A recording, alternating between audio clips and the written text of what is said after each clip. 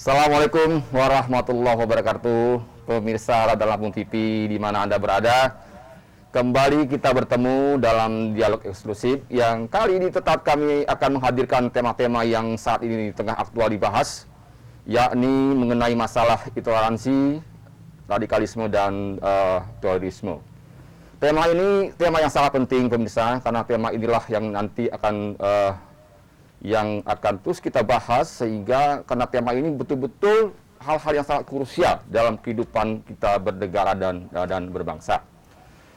Telah hadir di studio dua narasumber yang saat ini memang lagi viral-viral. Ini karena sumber ini senantiasa selalu konsen dan senantiasa selalu mengkampanyekan bahaya tentang sikap-sikap yang berbau intoleran, radikalisme, dan terorisme ini.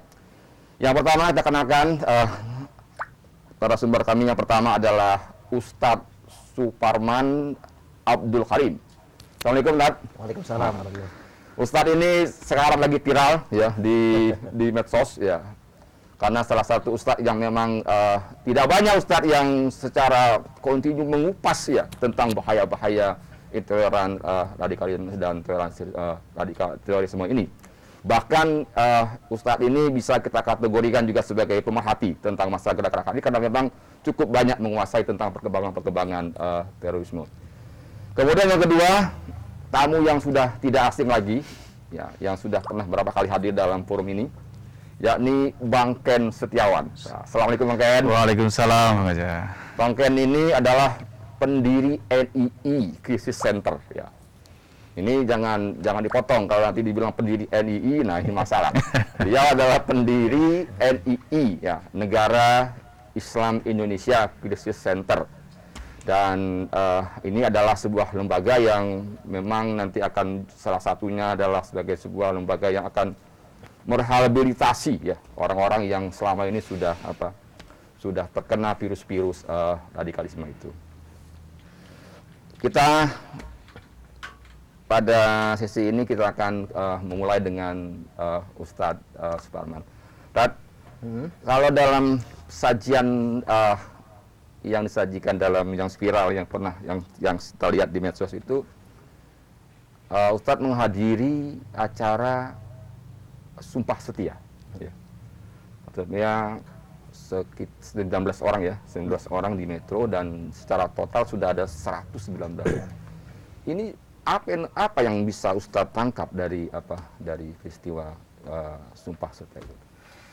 Ya, memang tempo hari Selasa 8 Desember masih hangat ya, 2021, Selasa yang lalu. Jadi terjadwal itu ada 19 ex anggota JI, namun yang hadir cuma 18 orang untuk melepas baiat, ikrar setia mereka dengan Jamaah Islamiyah. Kemudian mengikrarkan setia kepada Negara Kesatuan Republik Indonesia.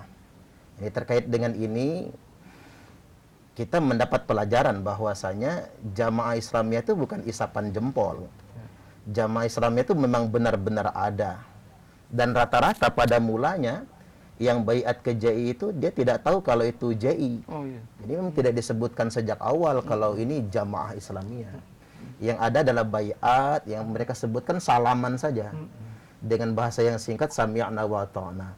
Belakangan kemudian mereka jadi tahu bahwasanya mereka berbaiat ke JI, dan doktrinnya selain baiat mereka tidak mengakui NKRI, kemudian mereka ingin mendirikan daulah atau mendirikan khilafah, yang kemudian atas pertimbangan tertentu mungkin mereka kemudian ingin sadar dan kembali ke NKRI. Ya. Jadi begitu. Kan Ustadz kan melihat ya mengenai background latar belakang orang-orang yang Sumpah Setia itu rata-rata secara pemahaman agamanya gimana ya tadi? Beragam. Ada yang masuk kelompok itu ya karena satu dia hijrah. Jadi orang-orang yang tadinya mungkin ahli maksiat, kemudian dia ingin berubah, lalu kemudian dia berhijrah. Ada juga yang masuk ke sana itu orang-orang yang memang secara intens ikut pengajian. Kemudian di brainwashing, dicuci otaknya, dimasukkan doktrin-doktrin keagamaan, tapi doktrin-doktrin tersebut mengarah kepada gagasan radikalisme. Intinya dia anti negara, anti Pancasila dan lain sebagainya, dan doktrin-doktrin jihad. Nah, ada juga yang levelnya sudah ustadz sebetulnya. Jadi ahli-ahli agama mereka. Pada mulanya mereka ingin berjamaah gitu, pengen berorganisasi. Dan rata-rata kalau level keagamaannya sudah bagus itu mungkin karena ketidakpuasan dengan pemerintahan yang ada sekarang. Nah, ini dimanfaatkan, direkrut, masuk ke kelompok-kelompok radikal tersebut. Dan hingga hari ini dari 18 itu totalnya sudah ada 119 orang anggota JI yang melepas baiatnya. Jadi prosesnya itu sebenarnya bisa Ustaz jelaskan ya Tat ya. Ini kan tidak mungkin serta-merta orang itu langsung bisa menjadi teroris yang ngebom sana ngebom sini kan. Betul. Itu ada proses kan ya. Betul. Nah, gimana Tat kalau dasar Anda dari background yang pernah Ustaz lihat? Ada beberapa kasus yang saya hadapi itu yang coba saya ajak bicara. Pertama, mereka karena tadi proses belajar yang tidak tepat. Jadi mengenal model-model keberagamaan yang kaku. Dia mulai mengenal konsep bid'ah, ini salah, itu salah. Seandainya dia belajarnya dengan sanad keilmuan yang tepat saja sebetulnya, itu kan urusan khilafiyah, perbedaan pendapat. Bukan sesuatu yang harus dihukumi dengan bid'ah. Maka kemudian meningkat, mulai muncul semangat belajarnya. Dan kemudian dia masuk kelompok organisasi, bahkan terkait dengan partai politik tertentu pengalamannya. Ditontonkan video-video kekerasan. Seperti kejadian Palestina, Israel, perang Bosnia, Chechnya. Ketika menonton itu secara otomatis kan girohnya naik. Ada pembelaan, ingin membela saudara-saudara muslimnya, semangat jihadnya naik. Nah, ketika dia sedang sangat membara ingin berjihad, kata dia, cuman ujung-ujungnya dia diajak milih partai politik tertentu atau milih caleg tertentu. Yang ketika calegnya duduk jadi anggota dewan juga lupa sama dia. Muncul ketidakpuasan. Akhirnya direkrutlah dia di JI, diajak jihad. Yang katanya ingin diberangkatkan ke negara-negara konflik itu yang mereka sebut itu bumi jihad. Ternyata nggak berangkat-berangkat juga ke daerah-daerah konflik tersebut. Akhirnya mereka berjihad di dalam negeri. Terjadilah sampai ngerampok dan lain sebagainya untuk mengumpulkan biaya jihad. Ini prosesnya sedemikian rupa. Ada juga yang memang karena awam tadi, karena awam dicuci otaknya, kemudian ikut terlibat di kelompok-kelompok tersebut. Ini memang proses itu betul-betul bertahap ya, dan itu merupakan kayak virus gitu ya. Virus, radikalisme itu virus. Ya. Nah, ini Bang Ken, tadi Ustadz tadi menyinggung tentang baiat ya. Nah, itu di MII kan kita juga mengenal yang namanya baiat itu ya. Itu seperti apa sebenarnya Bang Ken ya? Baiat itu adalah sumpah setia. Jadi dalam suatu kelompok ketika dia sudah merasa terikat dengan baiat sumpah setia. Kalau di NI yang pertama saya menyatakan baiat di hadapan dan dengan persaksian komandan tentara pemimpin yang bertanggung jawab. Saya rela berjuang, saya siap membela pimpinan, saya memberikan semua yang kita miliki dan bahkan yang kita cintai. Jadi memang harus totalitas dalam berjuang, dalam berorganisasi. Ini yang mengakibatkan orang-orang yang bergabung ini 180 derajat itu berubah. Karena dia masuk dalam sebuah ruangan baru yang semua mengatakan hal yang sama, otomatis dia harus mengikuti hal yang sama. Nah, ini memang menarik memang ketika bicara baiat, ketika orang sudah mengaku keluar misalnya, tapi ternyata dia tidak menyesali, raut wajahnya belum ada penyesalan, ya ini bohong. Nah, ini yang kita lakukan juga di NI Crisis Center. Kita membuat kanal-kanal pengaduan kepada masyarakat karena memang selama ini yang disentuh oleh pemerintah adalah orang-orang yang sudah terindikasi melakukan tindakan yang berafiliasi dengan kelompok teroris, JI, JAD ataupun mantan narapidana teroris, mendapatkan program namanya deradikalisasi. Sementara yang belum melakukan, yang misalnya di NII atau Kesatuan Al-Haq, Al-Quran Suci, Islam Sadatan dan lain sebagainya, itu belum dianggap mungkin berbahaya oleh negara. Padahal ini bibitnya di sini juga. Situ ya, sumber itu ya. Iya. Dan orang yang sudah terpapar di NI dan di kelompok radikal yang hanya di pemikiran, ini ketika sudah keluar, ini mohon maaf, seperti kasus pemerkosaan. Malu mau cerita, mau lapor polisi, ditanya siapa yang bisa jamin keamanan saya dan keluarga kalau nanti saya diteror sama pelaku. Makanya sering kawan-kawan merasa satu frekuensi, mari kita buka pengaduan. Nah, kita mendapatkan banyak laporan dari masyarakat. Kita identifikasi apakah ini bener nggak masuk kelompok NI, lalu kita investigasi ke lapangan ini jaringan mana. Jadi ketika kita sudah tahu ibarat dokter ini penyakitnya apa, baru kita rehabilitasi dengan Oke. langkah latar belakang korban tersebut. Tentang bayat itu, berarti bayat itu memang melepaskan kewarganegaraan itu ya. Betul. Bisa seperti itu ya itu makanya. Melepaskan diri, jadi dari negara yang kita katakan tohut Berarti ini tidak berhala. mengakui negara KRI ini beliau. Ya, NKRI ini tohut berhala karena sumber hukumnya dianggap tidak bersumber hukum Islam, maka dia masuk sebuah tempat baru, hijrah, yang mereka katakan sebuah negara yang berkonsep hukum Tuhan, hukum Allah, yaitu hukum Islam. Iya. Sehingga dia membuat aturan sendiri gitu artinya. Ya, sudah ada PDB namanya, Pedoman Dharma Bakti, ada kanan asasi berada di dalamnya.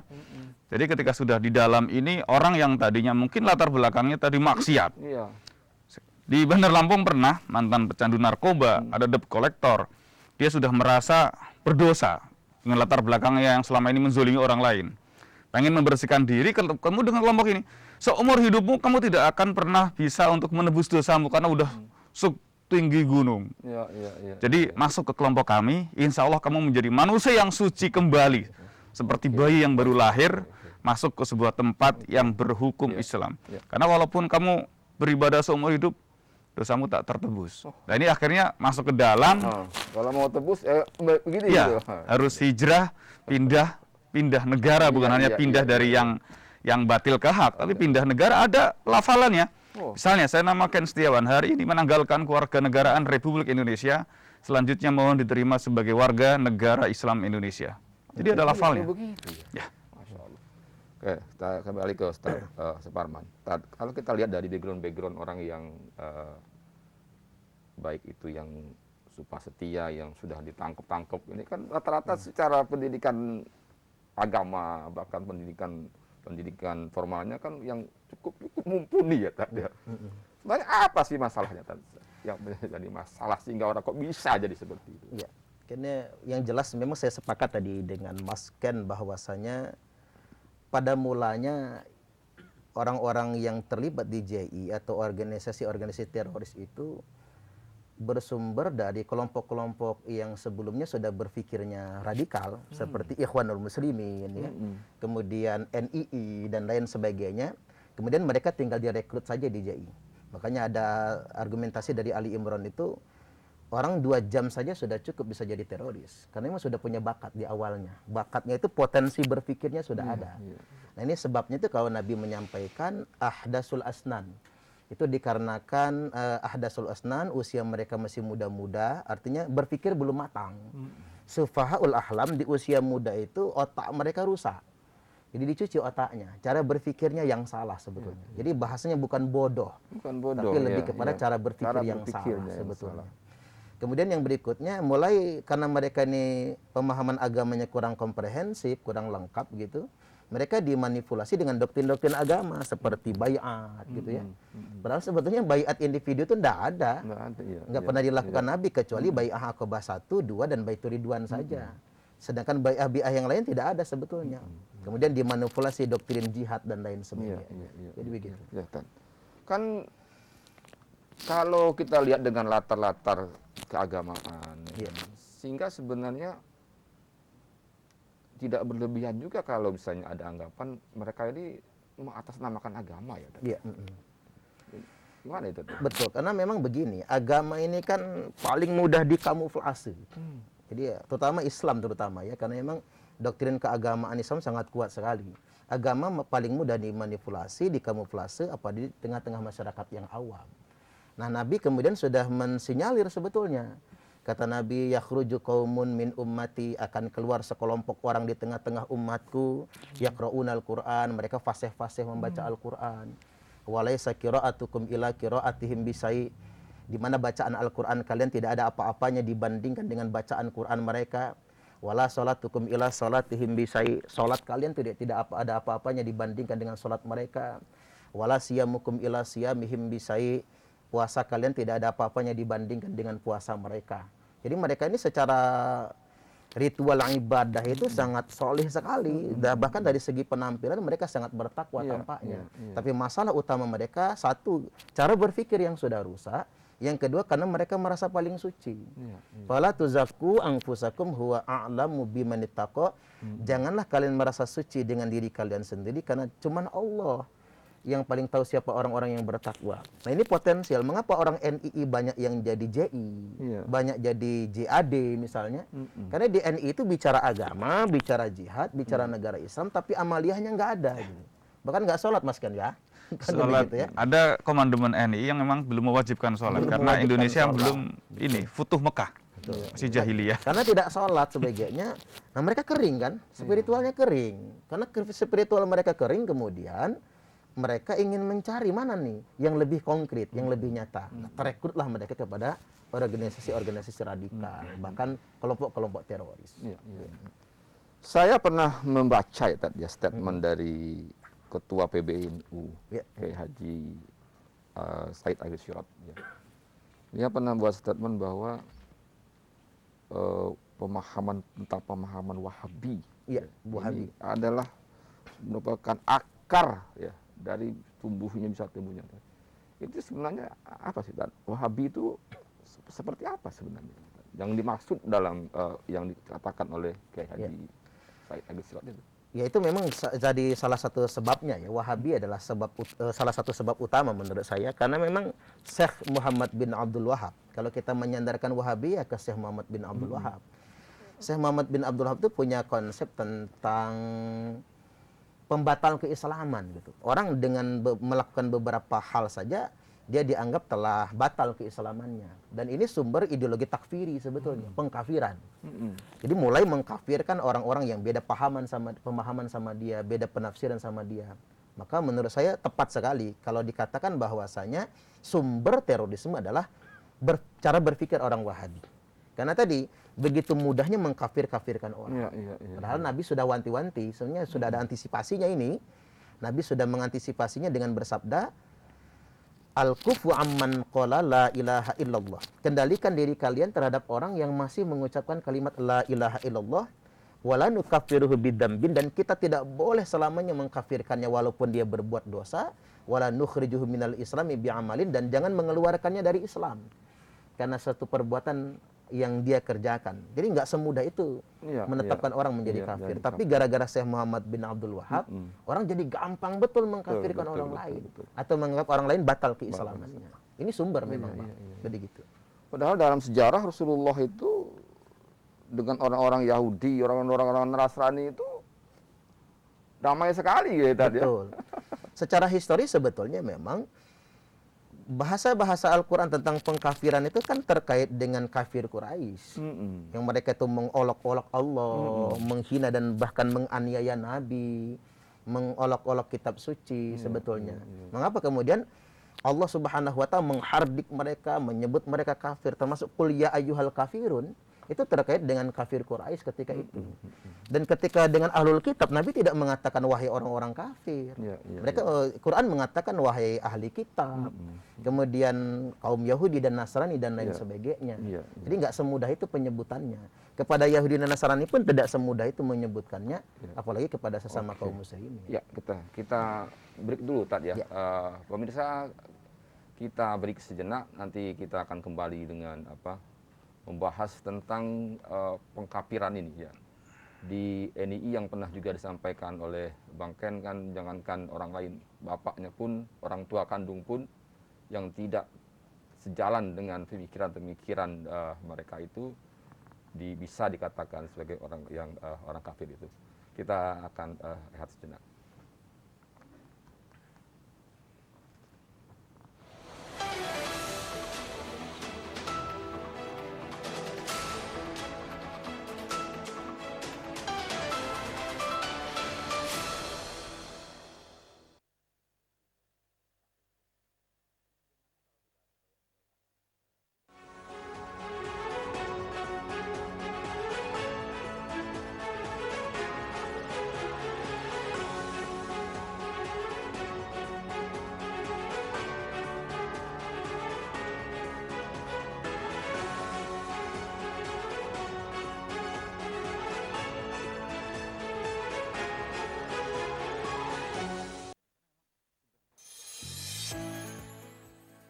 Pendidikan pasca sarjana dalam bidang bisnis manajemen yang diselenggarakan oleh Fakultas Ekonomi dan Bisnis dari Institut Informatika dan Bisnis Dharma Jaya yang bertujuan untuk menyiapkan lulusan S2 yang profesional dalam bidang manajerial dan dapat memasuki beragam lapangan pekerjaan.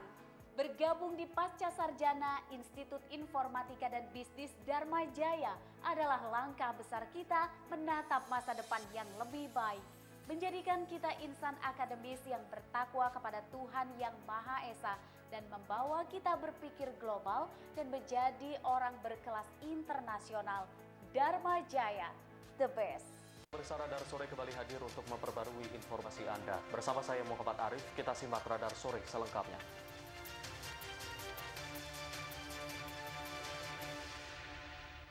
Pemirsa, Panitia Khusus Bank Lampung langsung bekerja cepat menindaklanjuti laporan hasil pemeriksaan atau LHP BPKRI Perwakilan Lampung.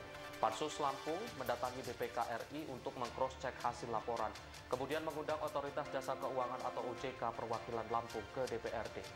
Pemprov Lampung siap melaksanakan pembangunan stasiun kereta api Bandara Raden Intan 2 yang dimulai awal Maret 2020 mendatang.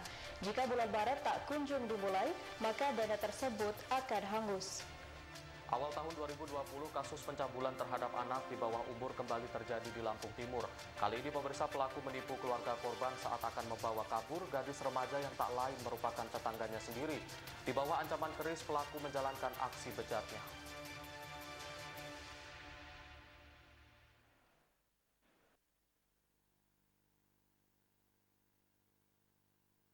Pengen punya rumah? Gak usah bingung, kami punya solusinya. Sehan Residen, lokasi terbaik dengan view kota. Dekat dengan taman dan kafe, tempat ibadah, SD, SMP, dan SMA. Letaknya juga di Kota Bandar Lampung. Rumah 2 lantai tipe 102 dengan luas tanah 98 meter persegi. Rumah 1 lantai tipe 54 dengan luas tanah 84 meter persegi. Spesifikasi rumah.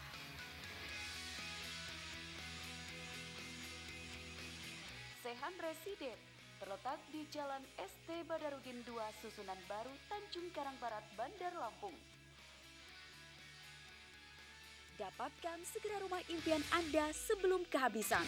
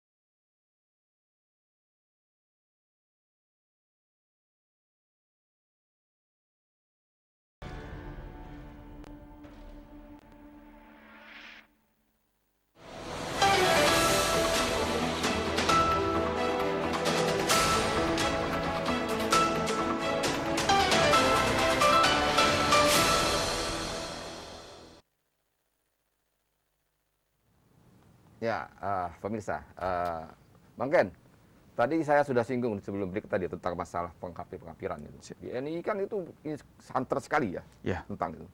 Gimana sih sebenarnya itu? Ya, Bang Ken? tentang pengkafiran itu ya kalau kita tidak mengkafirkan orang yang di luar kelompok mereka, maka kita yang kafir juga. Jadi memang kita di dalam, kalau saya sebut ini, kalau di NI sudah paket lengkap. Sesat-sesatnya, jahat sejahat-jahatnya. Yang tidak kafir itu hanya kelompok itu saja. Iya. Seluar itu semua kafir. Kafir semua. Bagaimana kalau misalnya anaknya NI, bapaknya tidak NI, gimana itu? Pokoknya semua orang, termasuk orang tua, juga kafir. Pokoknya ayatnya, wama lam yahkum bima anzalallahu wal kafirun. Seluruh negara ini, penduduk negara ini yang belum berbaiat kepada mereka, itu kafir. Karena negara ini memutuskan perkara dianggap tidak menggunakan hukum Allah. Hukumnya KUHP, Pancasila, peninggalan penjajah Belanda. Iya. Jadi ini paket lengkap. Jadi orang yang di dalamnya ini rusak akhlaknya, rusak ekonominya, rusak masa depannya. Dan itu dilandasi oleh baiat tadi ya? Ya, Maka yang berbaiatlah, maka mereka yang tergolong bukan orang kafir tadi. ya, berbaiat, otomatis dia nanti pindah sebuah kewarganegaraannya, dan mereka merujuk pada berkisah Nabi. Jadi ketika di Mekah, mereka katakan ada umatnya yang nggak mau hijrah ke Yasrib. Walaupun KTP Islam bahasa sekarang, rajin ibadah, tapi nggak mau hijrah. Mati dalam kondisi tertindas, dalam peperangan. Orang yang rajin ibadah ini masuk neraka jahanam. Jadi ada dialog di Al-Quran begini. Malaikat bertanya kepada orang ini yang beriman tapi masuk neraka jahanam. Dalam keadaan bagaimana kamu meninggal? Malaikat, kami adalah orang-orang yang tertindas di negeri Mekah. Malaikat bilang, tanya lagi, kenapa tidak hijrah? Bumi Allah kan luas. Orang-orang ini tempatnya adalah neraka jahanam, dan jahanam seburuk-buruknya tempat kembali. Nah, kita ditakut-takutin dengan ayat. Jadi tidak cukup beriman. Kalau kita belum menekan hukum Islam, maka hijrah. Hijrah pun belum tentu menekan hukum Islam, yaitu yang ketiga jihad. Bersungguh-sungguh totalitas. Kita mengaplikasikan pokoknya seluruh potensi yang ada di diri kita serahkan untuk perjuangan. Yang kita miliki, bahkan yang kita cintai. Harta kita semuanya. Jadi hijrah yang dimaksud itu bukan pergeseran dari satu tempat ke tempat lain, tidak begitu ya? Ya. Tapi hijrah dari suatu negeri kekafiran itu, ya, hijrah ke negeri Yang mereka NI katakan, yang tidak kafir. mereka katakan Madinah Indonesia. Madinah Indonesia. Oke, Dr. Farman, gimana sih sebenarnya Islam melihat tentang baiat itu ya? Dan tadi kan juga tentang masalah jihad ya, apa begitu bentuk jihad yang dimaksud dalam itu?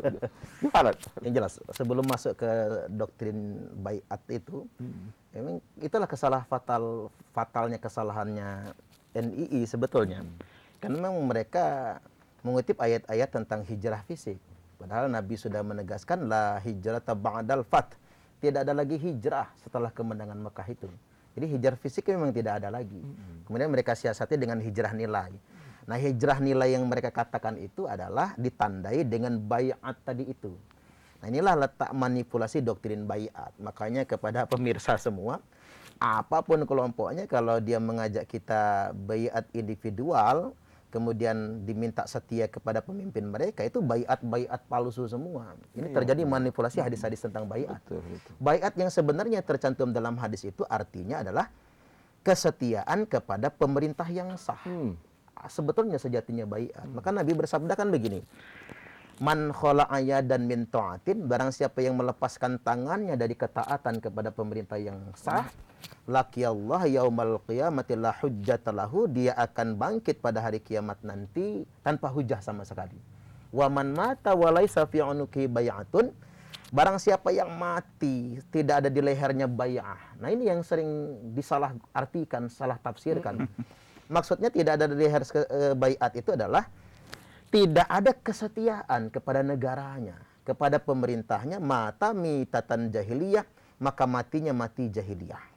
Jadi justru sebetulnya orang-orang di NII atau di JI yang dia berbaiat kepada pemimpinnya sendiri lalu tidak mengakui pemerintah yang sah di negeri ini, justru mereka yang mati jahiliyah itu sebetulnya. Bukan sebaliknya. Diputar-putar ya. Diputar. Dan itu hadis ya, hadis sahih ya. Sahih Bukhari Muslim. Bukhari Muslim. Masya Allah. Jadi betapa banyak orang itu ya, karena belajarnya yang salah. Gimana, konteks lengkap daripada hadis itu bagaimana? Itu terkait dengan justru Nabi mewanti-wanti para sahabat agar ketika nanti sepeninggal Nabi mereka punya pemimpin, mereka tidak akan pernah memberontak kepada pemimpinnya. Makanya barang siapa yang melihat min amirihi syai'an, jadi sesuatu dari amirnya ini, man kariha min amirihi syai'an, barang siapa yang membenci suatu urusan dari pemerintahnya, falyasbir, kata Nabi, maka hendaklah dia bersabar. Karena barang siapa yang memberontak pemerintahnya karena mungkin benci dengan kebijakan pemerintah, man kharaja minas sultani sibron, barang siapa yang memberontak pemerintah, nggak usah jauh-jauh, sejengkal saja dia keluar dari pemerintahan, maka mata mitatan jahiliyah, matinya mati jahiliyah sebetulnya. Artinya, Jadi hadis baiat itu adalah hadis tentang bagaimana kita menjaga kesetiaan kepada pemerintah. Itu sebetulnya. artinya memang pada dalam hadis itu ya diberikan ruang kalau memang kita melihat sebuah pemerintahan yang kita anggap zolim ya. Zalim Sabar misalnya. ya. Sabar. Minta sabar, bukan Minta malah untuk bersabar. melawan, bukan untuk malah memberontak. Bahkan ada beberapa poin ini kalau dihadapkan dengan pemerintah. Abu Dzar Al-Ghifari pernah minta penjelasan Nabi, minta izin lah. Kalau saya berhadapan dengan pemerintah yang zalim, ya Rasul, bolehkah saya membunuhnya? Menghunus pedangku, kata Abu Dzar. Kata Nabi, enggak boleh. Tapi aku enggak tahan, ya Rasul. Enggak boleh, kata Nabi. Tapi aku betul-betul enggak tahan. Kalau kamu enggak tahan, kata Nabi, uzlah. Masuk hutan gitu. Jangan nyampur orang banyak, temanan sama monyet gitu ya. Sama apalah makhluk di hutan itu. Jangan nyampur orang banyak. Jadi nggak boleh sama sekali. Kemudian yang berikutnya sama pemerintah ini bukan cuma nggak boleh memberontak sebetulnya. Menghina aja nggak boleh. Man ahana sultana ahanahullah. Barang siapa yang menghina pemerintah, maka dia pasti akan dihinakan oleh Allah. Mencela gitu. Mencela itu nggak boleh. Tapi mengkritik boleh. Mengkritik saja. boleh, ya. Tapi ada juga mengkritik dapat proyek hilang gitu. Tapi kan kadang-kadang kan sudah ada kata menghina kepala negara, menghina presiden, baik secara fisik, baik secara apa, kan itu udah nggak boleh sebenarnya. Udah, Nggak boleh. Udah termasuk dalam hadis itu ya. Hadis itu. Karena begini, bedanya pemimpin biasa dengan presiden, kepala negara. Kepala negara itu dia simbol negara. Makanya nggak boleh dihina. Menghina presiden itu pidana kan. Pidana, iya. Secara agama menghina pemerintah itu sama saja menghina Iya, Rasul, menghina Allah Ta'ala. Karena institusi pemerintahan itu disebutkan dalam Al-Quran. Ati'ullaha wa ati'ur rasul wa ulil amri minkum. Taatilah Allah dan taatilah Rasul dan pemerintah yang ada di antara kalian semua. Iya. Dan ini pemerintah itu yang berdaulat, yang punya wilayah. Kalau NII kan negara semu kan. Ya, siapa yang bentuknya? Siapa yang ngebentuk mana wilayahnya, Wilayahnya. gitu ya. Itu negara bohongan gitu. Negara palsu lah, bukan negara semu ya. Tapi kalau pemerintahan kita ini adalah di mana kita bersepakat. Makanya gini, ada hadis itu pemirsa, bahwasanya ketika umatku sudah terpecah belah, kata Nabi, yang selamat itu wahyal jamaah. Yang selamat itu adalah al-jamaah. Apa itu al-jamaah? Tempat di mana pemuka-pemuka umat ini berkumpul dan bersepakat di situ. Berarti negara dong. Tempat kita bersepakat secara resmi dan disepakati negara. Makanya yang paling selamat yang membela negara, bukan yang melawan negara. Iya. Artinya substansi dari baiat itu sesungguhnya adalah kita setia pada negara ini. Betul. Dan tidak boleh sedikit pun, makna sejengkal itu sedikit pun artinya. Sedikit pun. Dan kalau kita mati dalam keadaan begitu, dalam keadaan mencela, betul, memberontak mati jahiliyah. Mati jahiliyah, Masya Allah. Tapi yang ayat tadi meninggal dalam kondisi jahiliyah masuk neraka jahanam gimana? Atau berlaku zaman itu saja atau gimana? Itu hanya berlaku buat yang tidak mau hijrah ke Madinah waktu itu. Hijrah secara Ya, fisik. konteksnya pada konteks itu. Betul. Ya. Ada ayat-ayat yang memang secara histori hanya berlaku di masa itu saja sebetulnya. Ya. Jadi tidak berlaku umum untuk di masa sekarang. Jadi yang tidak mau hijrah, maka dia akan mati dalam keadaan jahiliyah. Iya. Nah, tinggal kita untuk terjemahkan di konteks zaman sekarang, dikarenakan la hijrata ba'dal fath, tidak ada hijrah setelah kemenangan Mekah, maka hijrah sekarang adalah hijrah nilai. Apa hijrah nilai itu? Man hajara ma haramallahu alaih, meninggalkan segala sesuatu yang diharamkan oleh Allah. Yaitu saja sebetulnya. Oke. Tadi Bang Ken udah sampai ini nih, ada tadi fase ya. Fase pertama tadi apa? Baiat, Iman, hijrah, jihad. Gimana nih Tat? Makna jihad yang makna yang benar sebenarnya ini mereka kan NI juga anggap jihad juga nih masalahnya ini Tat. Ya. Karena begitu, saya ambil cara berpikir NII. Pertama iman kan di NII itu. Coba kita dianggap beriman kan. Kalau mau beriman apa? Mereka baiat. Makanya di kelompok Khilafatul Muslimin kita nyebut ya, karena sama itu kan kelanjutan dari NII juga. Mereka nyebutnya taslim. Taslim itu masuk Islam. Jadi orang yang belum taslim itu belum Islam. Sama di NII, yang belum baiat itu ya dianggap belum Islam sebetulnya. Setelah mereka taslim sudah mencukupi bab imam sama hijrahnya. Nah, ketika mereka sudah hijrah, maka kemudian mereka akan berjihad. Iya, iya. Nah, jihad di mereka kalau di NII itu adalah bukan jihad sebenarnya, mengeksploitasi warga mereka. Dieksploitasi pemikirannya, tenaganya, yang terutama duitnya lah. Duitnya. Gitu ya. Ujung-ujungnya duit juga Duit ya. juga ujung-ujungnya gitu. Suruh bayar infak gitu ya. Ada yang rela ngebegal untuk itu. Iya, iya, iya. Nah, di antara mereka ada yang terekrut kemudian ke kelompok radikal, yang ke organisasi-organisasi teroris. Iya, iya. Dan mereka ingin jihad itu jihad kita. Iya, iya, iya. Nah, perlu kita luruskan bahwasanya jihad perang itu hanya pada konteks tertentu saja. Kan jihad nggak mesti perang. Maka Nabi pernah bersabda, roja'na minal jihadil asghari ilal jihadil akbar.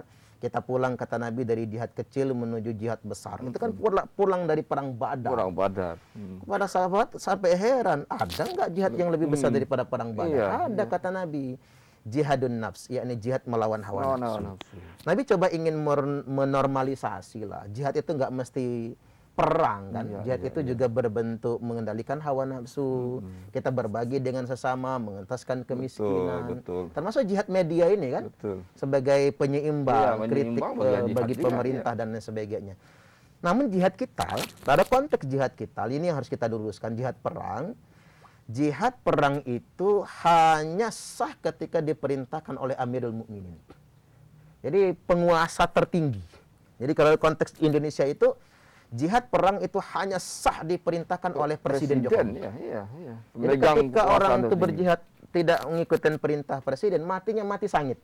Bukan mati syahid ya. Sangit. Betul. Jadi ketika negara kita diinvasi oleh negara luar misalnya, maka presiden keluarkan perintah jihad perang. Maka TNI, Polri, komponen cadangan, laki-laki semua wajib berperang. Dan matinya mati syahid itu.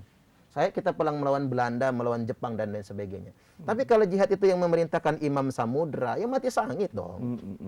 Gitu. Tapi di Indonesia mantan NI ada yang mengikrarkan diri sebagai Amirul Mukminin atau Khalifah dan di Lampung.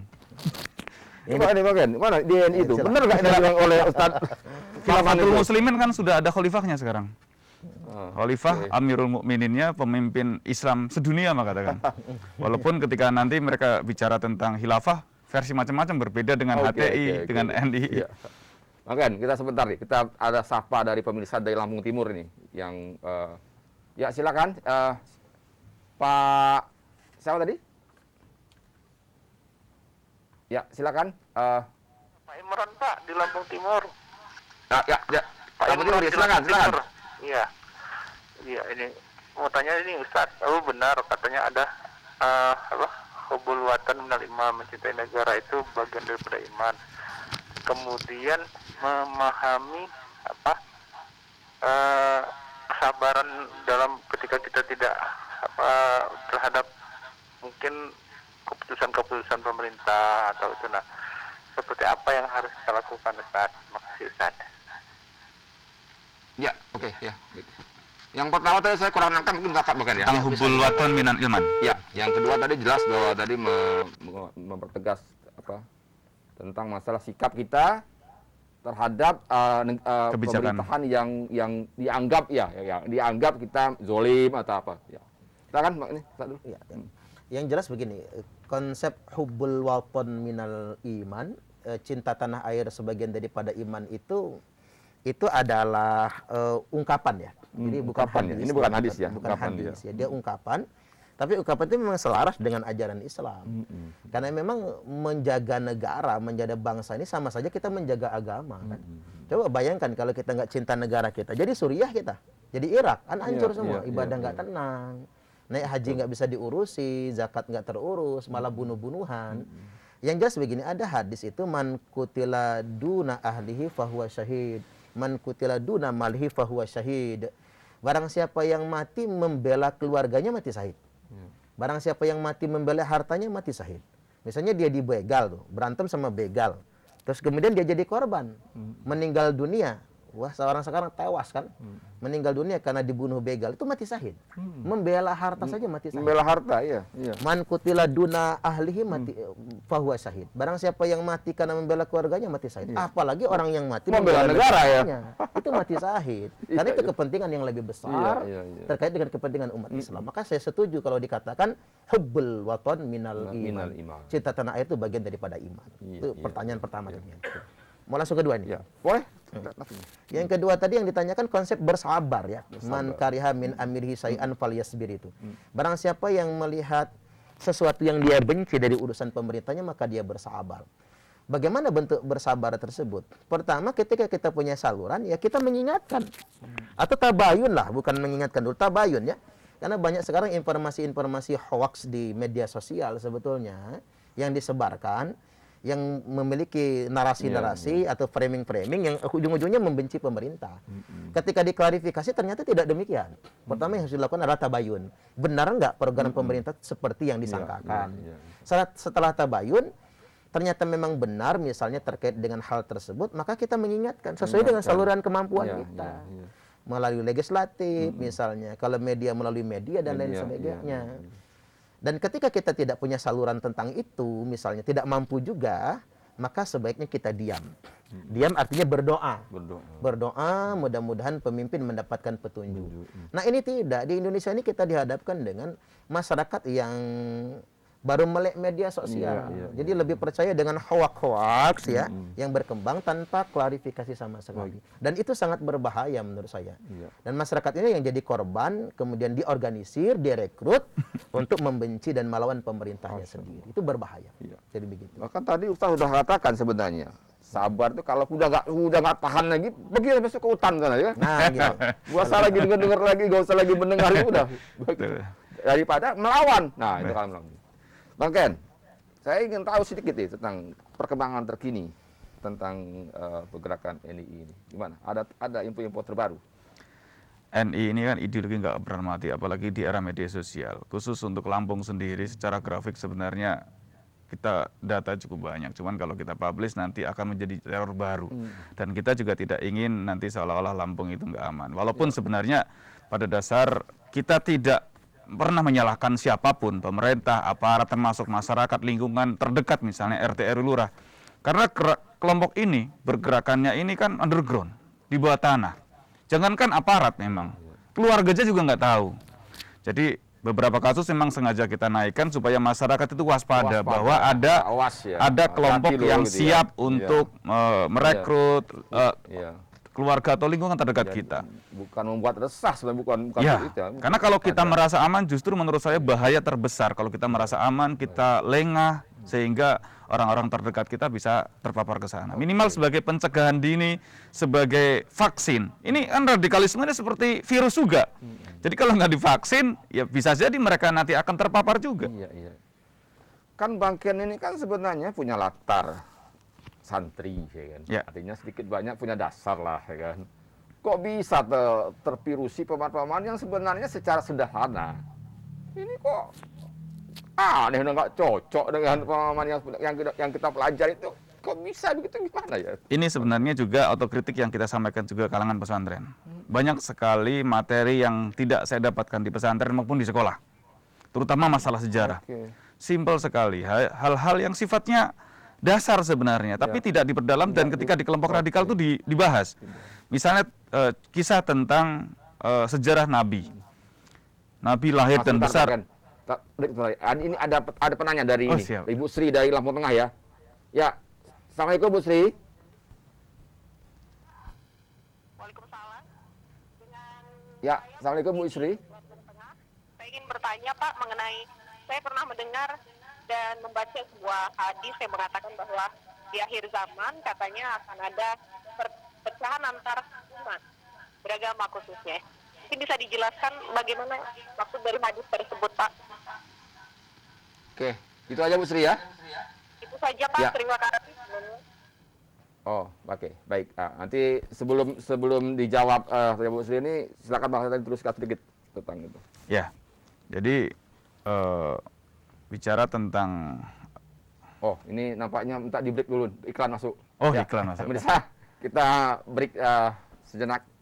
Nanti kita akan lanjutkan bincang kita dengan pertanyaan dari Bu Sri tadi.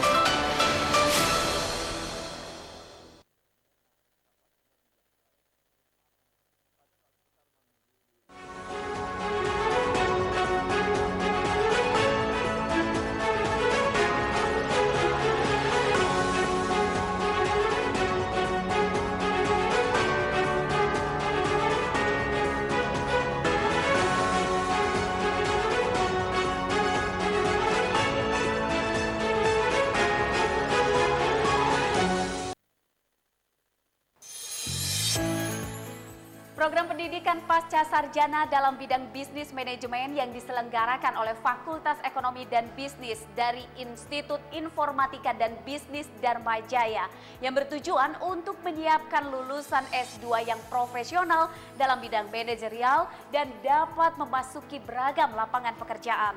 Bergabung di Pasca Sarjana Institut Informatika dan Bisnis Dharma Jaya adalah langkah besar kita menatap masa depan yang lebih baik. Menjadikan kita insan akademis yang bertakwa kepada Tuhan Yang Maha Esa dan membawa kita berpikir global dan menjadi orang berkelas internasional. Dharma Jaya, the best. Pemirsa Radar Sore kembali hadir untuk memperbarui informasi Anda. Bersama saya Muhammad Arif, kita simak Radar Sore selengkapnya.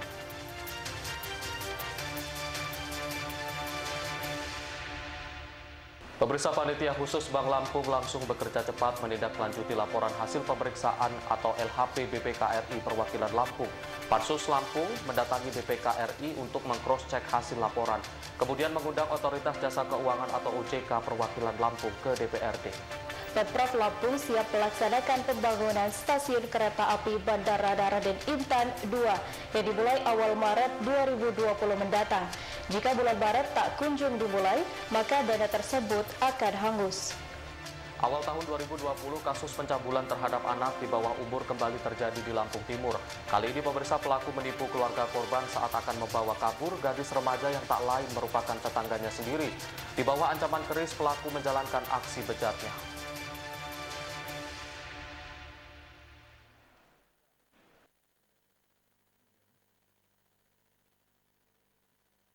Pengen punya rumah?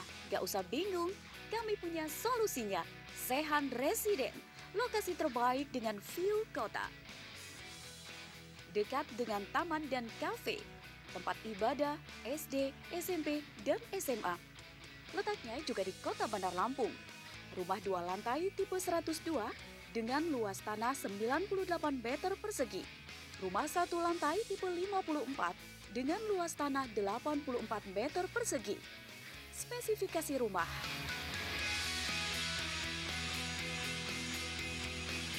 Sehan Residen terletak di Jalan ST Badarudin 2 Susunan Baru, Tanjung Karang Barat, Bandar Lampung. Dapatkan segera rumah impian Anda sebelum kehabisan.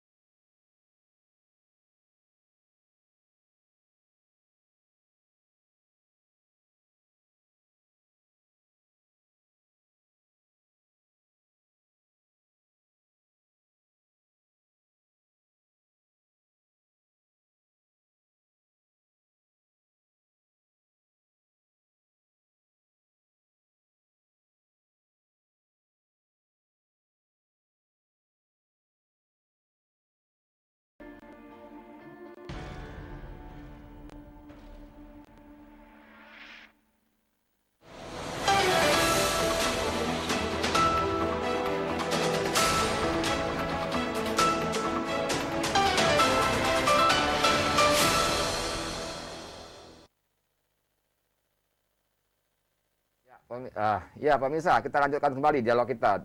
Tadi ada pertanyaan dari Bu Sri, Ustaz Rahman, Ya. tentang bahwa Umat Islam terpecah iya, belah. Islam terpecah belah. Gimana? Ya. Ini memang itu satu hadis, satu rangkaian itu. Misalnya Yahudi akan terpecah menjadi 71 golongan, kemudian Nasrani akan terpecah menjadi 72 golongan, dan umat Islam akan terpecah menjadi 73 golongan. Dan itu hadis sahih tentunya. Kemudian ada yang selamat. Nah, apa yang selamat itu? Firqatun najiyah ya. Firqah yang selamat itu adalah wahyal jamaah. Dia adalah al-jamaah. Nah, di al-jamaah ini kemudian menjadi liar. Karena masing-masing kelompok menyimpulkan al-jamaah itu ya kita.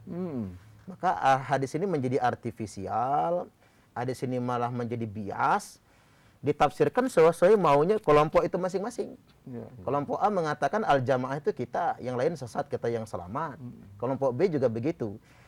Dan hadis ini jadi alat kelompok-kelompok radikal juga sebetulnya untuk menyatakan kelompok kita yang paling selamat. Kamu kalau gabung di sana nggak selamat kamu, di kelompok kita yang selamat. Jadi hadis ini kemudian jadi alat justru membuat orang semakin radikal. Tapi sebetulnya ada hal yang mencerahkan dari kata al-jamaah. Al-jamaah itu sebetulnya kan negara. Jadi Bisa yang jadikan selamat negara itu ya? sebetulnya yang berpihak kepada negara.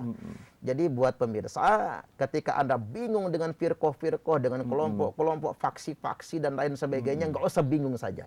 Tidak usah bingung lagi, wahyal jamaah. Yang selamat itu yang al-jamaah, yakni yang kita yang berpihak kepada negara. Mengapa kok jadi negara?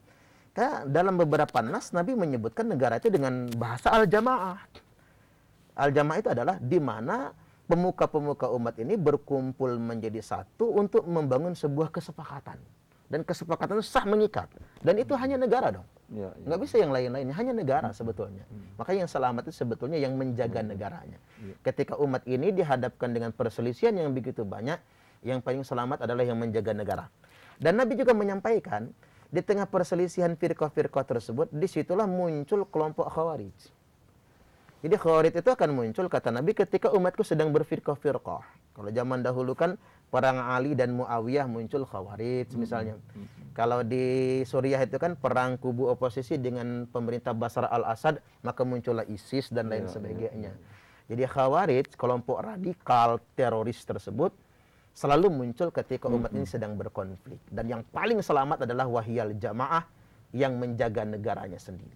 Jadi begitu. Dan tidak juga, dan jangan juga sangat liar kalau misalnya itu diartikan sebagai sebuah kelompok-kelompok kayak Muhammadiyah, kayak NU, atau tambah parah lagi nih. Rumit jadi urusannya nantinya. Bang Ken, di NI itu apa? Karena kan berarti NI itu menganggap firqah yang paling selamat toh. Kalau di NI, din itu bukan agama. Din itu negara. Oh, negara. Jadi Madinah itu tempat di mana diberlakukan hukum Islam pada saat itu. Jadi negara NI di Indonesia adalah Madinah Indonesia. Waduh. Nah, ini saya kan kalau kita lihat dari ini kan pemahamannya sudah jelas-jelas pemahaman yang mengarah ya. Oke lah, kita belum bisa katakan pasti ya. Tapi kalau mengarahnya sudah pasti akan membawa sikap yang orang menjadi radikal kan, bahkan naik lagi jadi terorisme. Ini kan dari ideologi kan, dari pemahaman ideologi. Ya, kita. Nah, dan saya perhatikan ujung dari muara ini kan adalah khilafah ya. Mau punya pemimpin sendiri gitu. Ingin bentuk negara sendiri kan. Nah, tapi di sisi lain kan ini kok masih terus berkembang ya Bang Ken ya. Masih terus menjadi sebuah perkembangan terus yang tidak bisa disentuh. Gimana Bang Ken ini? Inilah lemahnya hukum di negara kita. Jadi memang belum ada payung hukum yang bisa menindak sebuah paham atau pemikiran.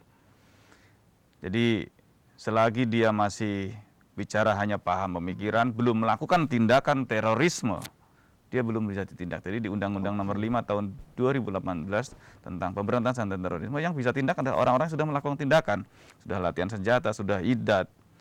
Jadi ini ditindak lah. Ini ngeri kalau dibiarkan. Makanya kami dan kawan-kawan juga mendorong pemerintah agar segera membuat regulasi yang melarang semua paham yang bertentangan dengan ideologi Pancasila juga harus bisa ditindak. Selama ini kan baru hanya ideologi komunis yang bisa ditindak. Nah, NII ini kelompok radikal yang lain yang bisa ditindak ini kan sementara baru organisasinya. Sementara ideologinya tidak. Masih bebas ya. Mereka ganti nama, sama lagi masih berjuang dan ini kan walaupun secara nyata-nyata kan sudah ada satu hal yang menista kan. Misalnya mengaku sebagai khilafah umat Islam. Umat Islam kan banyak. Betul. Tidak hanya kelompok dia saja kan begitu. Dan selama ini juga menjadi perhatian kita karena misalnya ada organisasi atau lingkungan sekolah atau keagamaan di masyarakat kita laporkan ke misalnya ke Kementerian Pendidikan. Oh ini bukan wewenang kami karena fraksi keagamaan silakan kalian ke Kementerian Agama. Kementerian Agama mereka nggak lapor ke kita kok. Bagaimana kita bisa nindak? Terus tanggung jawab siapa kalau begini? Karena ini sesi akhir, saya minta langsung closing statement ya Bang Ken. Apa yang kira-kira bisa kita simpulkan dari dialog ini? Yang waras jangan diam. Karena sebenarnya jumlah mereka tidak banyak. Kelompok radikalisme yang mengatasnamakan agama tidak. Cuman mereka 24 jam bergerak. Jadi kita selama ini menurut saya masih membiarkan mereka di media sosial. Kita masih bahasa saya itu ibarat menyalakan api. Mereka obor, kita masih lilin.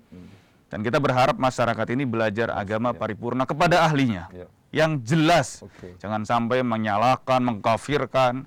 Dan yang paling penting adalah seperti narkoba. Jangan coba-coba.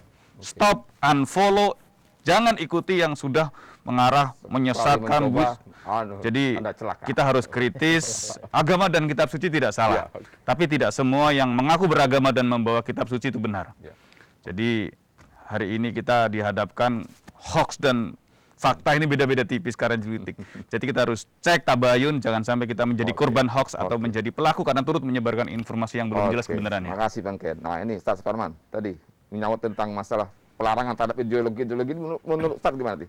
Ya, pertama yang jelas sebetulnya ada banyak sekali ladang subur terorisme sebetulnya.